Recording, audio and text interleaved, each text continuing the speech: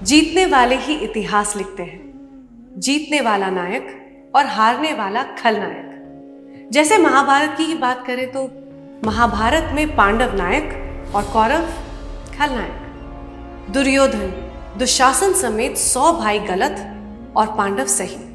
दोस्तों, दुर्योधन नाम सुनते ही आपके और हमारे दिमाग में सबसे बड़े पापी की तस्वीर आती है ना। वो इंसान जिसने द्रौपदी की इज्जत पर हाथ डाला, पांडवों को छल से लक्षागृह में जलाकर मारने की साजिश की। वो इंसान जिसने सिर्फ अपने स्वार्थ के लिए प्राचीन भारत के इतिहास का सबसे विनाशकारी युद्ध करवा दिया। जिस युद्ध में लगभग 1.25 करोड़ सैनिक मारे गए। कहा तो ये भी जाता है कि इस युद्ध में इतना खून बहा कि उसी वजह से आज भी कुरुक्षेत्र की मिट्टी लाल है। पर क्या आपको पता है, जिस दुर्योधन ने ये सब करवाया, जिससे हम इतनी नफरत करते हैं, उसका असली नाम दुर्योधन था ही नहीं। आप ही सोचिए, आखिर कोई क्यों रखेगा अपने बच्चे का नाम दुर्योधन? दुर्योधन का असली नाम दुर्योधन नहीं, सुयोधन था। उसकी दृढ़ता और कठोर स्वभाव के कारण उसे दुर्योधन यानी कि दुख देने वाला योद्धा कहा जाने लगा। पर यह याद रखिएगा, इतिहास जीतने वाले ही लिखते हैं। नमस्कार, मेरा नाम है दलजीत कौर और स्वागत है आपका कथावाचक के एक नए एपिसोड में।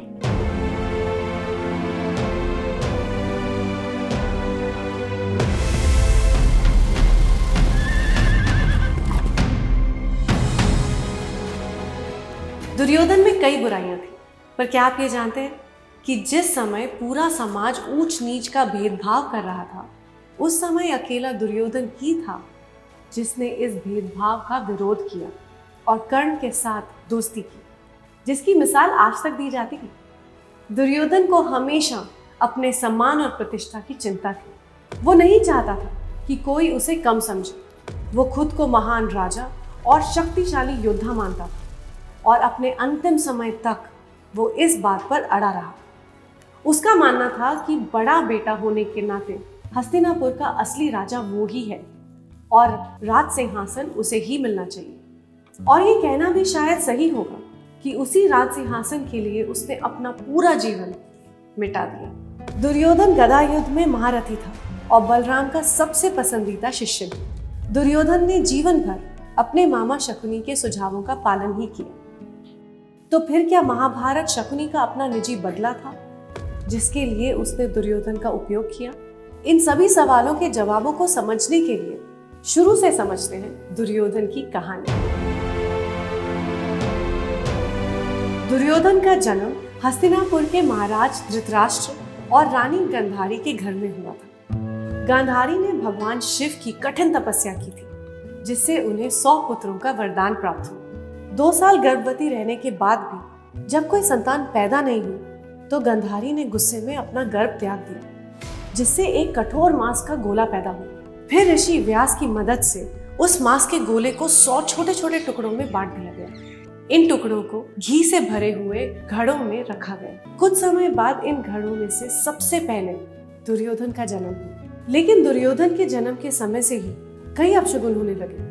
गधे, गीदड़ और कौवे जोर जोर से रोने लगे।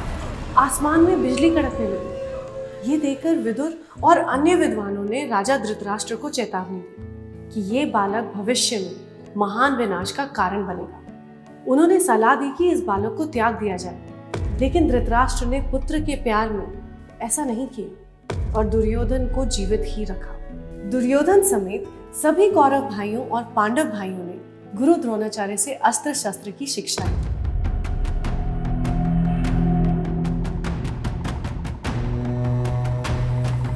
दुर्योधन ने बलराम जी से भी गदा युद्ध का कौशल सीखा।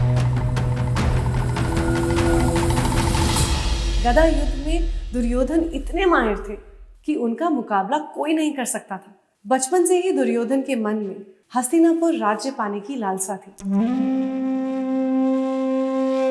और इसी लालसा को हवा दी शकुनी मामा ने।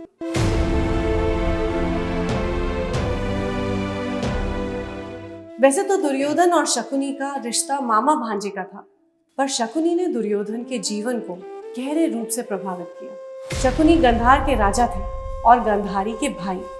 शकुनी का हस्तिनापुर से गहरा बैर था, जिसका मुख्य कारण था गांधारी का विवाह। जब गांधारी का विवाह धृतराष्ट्र से तय हुआ तो शकुनी और गांधार के लोग इस फैसले से नाराज थे, क्योंकि धृतराष्ट्र अंधे थे।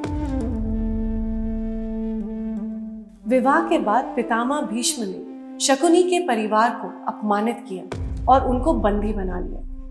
कहा जाता है कि भीष्म ने शकुनी के पिता और भाइयों को कैद करके धीरे धीरे भूखा मार दिया। शकुनी ने अंतिम समय में अपने पिता के आदेश पर बदला लेने की प्रतिज्ञा ली। इसके लिए शकुनी ने दुर्योधन को पांडवों के प्रति ईर्ष्या और नफरत की भावना से भर दिया।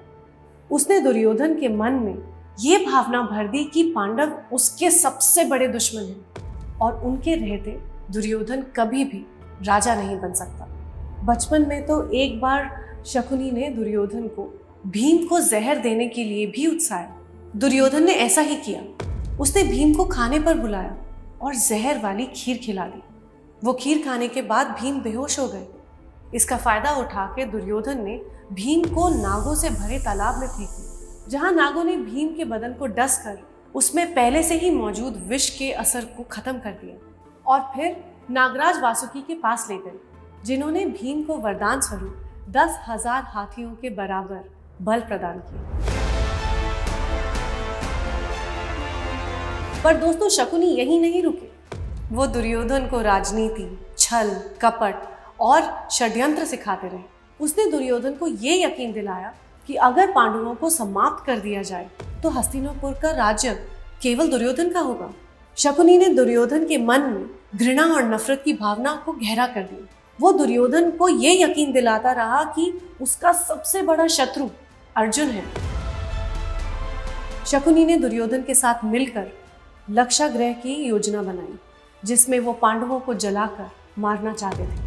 वो तो विदुर की समझदारी की वजह से पांडवों की जान बच गई। ऐसा नहीं था कि दुर्योधन सिर्फ कपटी लोगों से ही घिरा हुआ था।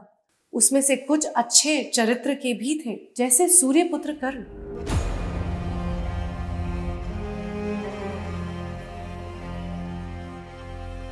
दुर्योधन और कर्ण की दोस्ती बहुत गहरी थी और साथ ही इनकी दोस्ती की शुरुआत भी बड़ी रोचक थी। एक बार हस्तिनापुर में एक विशाल धनुर्विद्या प्रतियोगिता आयोजित की गई। इस प्रतियोगिता में अर्जुन ने अपनी अपार धनुर्विद्या का प्रदर्शन किया। अर्जुन की प्रशंसा देखकर कर्ण ने भी प्रतियोगिता में हिस्सा लेने की इच्छा जाहिर की और अर्जुन को चुनौती दी। पर जब कर्ण ने अर्जुन को चुनौती दी तो गुरु द्रोणाचार्य और पांडवों ने कर्ण का अपमान कर दिया। उन्होंने कहा कि एक सूत पुत्र का कोई अधिकार नहीं होता कि वो राजकुमार अर्जुन को प्रतियोगिता के लिए ललकारे। यही वो समय था जब सभी ज्ञानी धर्म का पालन करने वाले चुप थे और सिर्फ दुर्योधन ने आवाज उठाई। दुर्योधन जानता था कि कर्ण एक महान योद्धा है और अर्जुन को हराने में सक्षम है। जब सभा में कहा गया कि अर्जुन को सिर्फ राजा या राजकुमार ही चुनौती दे सकता है, दुर्योधन ने कर्ण को अंग देश का राजा घोषित किया, जिससे कर्ण को क्षत्रिय का दर्जा मिल गया और वो प्रतियोगिता में भाग लेने के काबिल हो गए। दुर्योधन का ये कदम राजनीतिक भी था, क्योंकि सिर्फ कर्ण ही था जो अर्जुन का मुकाबला कर सकता था, लेकिन इसमें उसकी कर्ण के लिए उसकी सच्ची दोस्ती भी छुपी थी। दुर्योधन के इस उपकार के बाद कर्ण ने दुर्योधन से कहा, मैं जीवन भर तुम्हारा ऋणी रहूंगा और तुम्हारे हर निर्णय में तुम्हारा साथ दूंगा, चाहे वो सही हो या गलत। कर्ण ने दुर्योधन की दोस्ती को धर्म माना और जीवन भर उसकी रक्षा के लिए वचनबद्ध हो गया।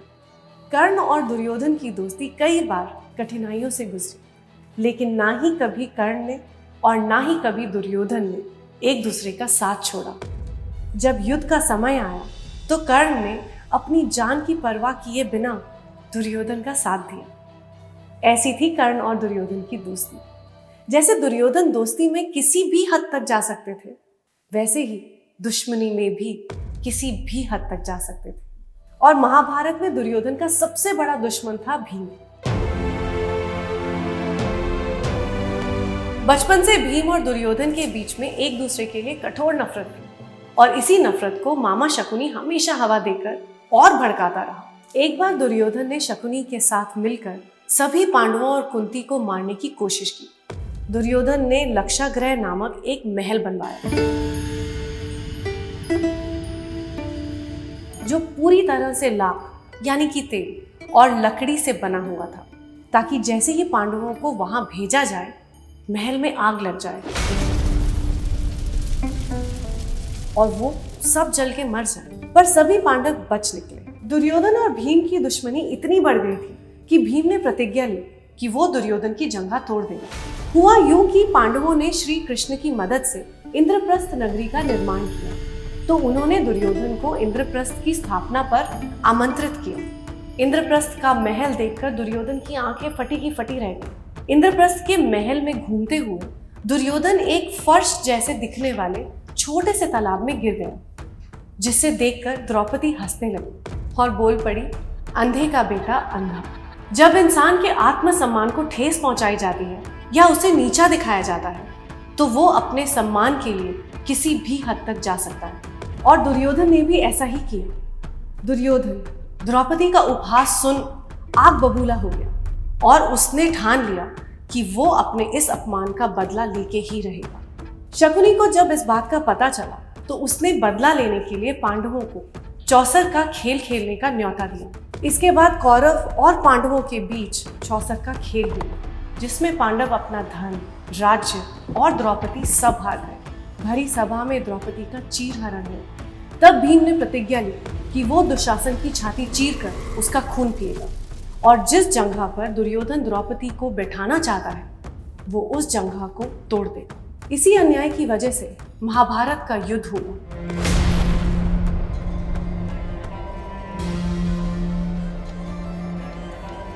जिसमें आखिरी दिन तक सारे कौरव मारे गए सिवाय दुर्योधन के। महाभारत युद्ध के आखिरी दिन दुर्योधन और भीम के बीच में गदा युद्ध होना था। इस युद्ध का नतीजा तो लगभग तय था।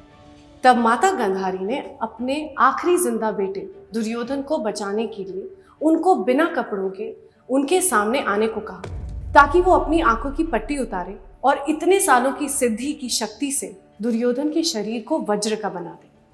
पर जब दुर्योधन माता गांधारी के पास बिना कपड़ों के जा रहा था, तब श्री कृष्ण ने उन्हें कहा, तुम्हें शर्म नहीं आती? तुम अपनी माता के पास निर्वस्त्र जा रहे हो। ये सुनकर दुर्योधन ने शर्म से अपने नीचे के भाग को केले के पत्तों से ढक दिया। जब दुर्योधन माता गांधारी के पास पहुंचे और उन्होंने आंखों की पट्टी खोली, तो दुर्योधन का पूरा शरीर वज्र का हो गया, पर उसके कमर के नीचे जांघों वाला भाग वैसा ही रह गया। अगले दिन दुर्योधन और भीम के बीच भयंकर गदा युद्ध हुआ।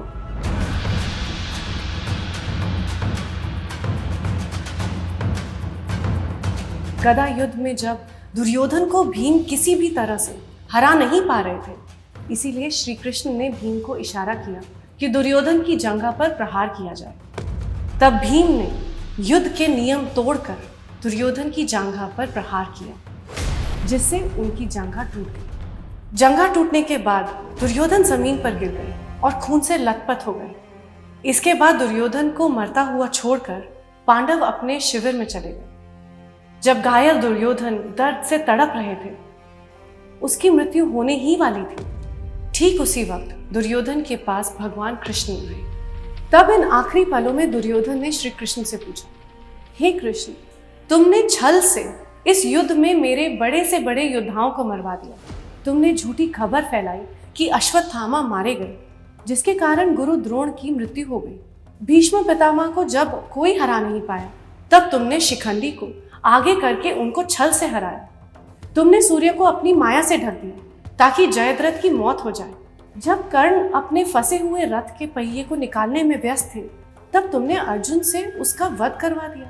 ये कैसा धर्म का पालन किया? तब श्री कृष्ण ने जवाब दिया, दुर्योधन, तुम्हारे द्वारा धर्म और अधर्म की बातें सही नहीं है। तुमने तो छल से पांडवों का राजपाट छीन लिया। क्या वो धर्म था? तुमने सोते हुए पांडवों को आग लगाकर मारने की कोशिश की। क्या वो धर्म था? युद्ध के नियमों का उल्लंघन करके अभिमन्यु को मार डाला। क्या वो धर्म था? भरी सभा में एक स्त्री का चीरहरण कर दिया। क्या वो धर्म था? ऐसा माना जाता है कि महाभारत के युद्ध में दुर्योधन की मृत्यु के बाद उसे स्वर्ग में स्थान मिला। ये बात कई लोगों के लिए चौंकाने वाले हो सकती है, क्योंकि दुर्योधन को अधर्मी और अन्यायी के रूप में जाना जाता है। फिर भी उसे कैसे स्वर्ग प्राप्त हुआ? दुर्योधन के कुछ गुण ऐसे थे जिन्होंने उसे स्वर्ग का पात्र बना दिया। वो कारण क्या थे? आइए जानते हैं। युधिष्ठिर जब स्वर्ग पहुंचे तो उन्होंने देखा दुर्योधन एक दिव्य सिंहासन पर बैठे हैं और काफी खुश हैं। बाकी कौरव भी वहां हैं। तब युधिष्ठिर ने देवताओं से पूछा कि दुर्योधन जैसे पापी स्वर्ग में क्या कर रहे हैं? तो देवताओं ने जवाब दिया कि जब से दुर्योधन का जन्म हुआ तब से और मरने तक दुर्योधन का केवल एक ही दृढ़ निश्चय था, और वो था अपने धर्म का पालन करना, क्षत्रिय धर्म। चाहे वो गलत ही था, पर वो अपने कार्य को पूरा करने के लिए आखिरी सांस तक लड़ा। और उनके 99 भाई जिन्होंने अपने बड़े भाई के आदेश का पालन किया, ये बिना सोचे कि वो युद्ध में मर भी सकते हैं। इसीलिए आज दुर्योधन और उसके भाई स्वर्ग में बैठे हैं। तो ये थी कथा दुर्योधन की। अब वो नायक था या खलनायक, ये आप खुद डिसाइड कीजिए। इसी के साथ अंत करते हैं आज की कथा का। मिलते हैं आपसे अगली कथा के साथ, कथावाचक के एक नए एपिसोड में। तब तक के लिए जय श्री राम।